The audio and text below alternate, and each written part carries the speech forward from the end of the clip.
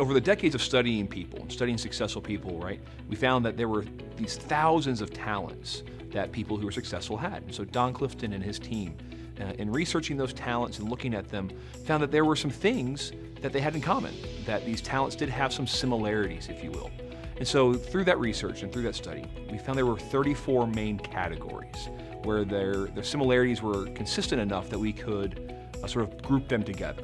So those 34 categories we call the 34 themes of talent. And what that does, what having these themes does, is it puts a little bit more of a verbiage and a language around what these talents look like, right? Because the talent by itself can be tough to discuss, it can be tough to pinpoint, but by categorizing it into sort of a broader theme, it allows us to understand it a little bit better. For a long time, we thought that you could train people, and by training them, you could create talent. You don't. You can create skills and you can create knowledge that make you more effective in what you do.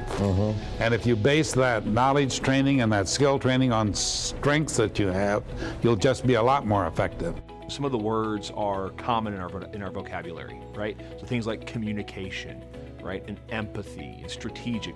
We see those words, we get it, right? We know what those words mean. We understand sort of how we think they show up in the world. But when you think about them from how we define them as a theme of talent, well, a talent is something we're innately doing. We're not really consciously activating talent, right? It just sort of kicks in. So a lot of people will look at a word and say, ooh, I want that. I want empathy, I care about people.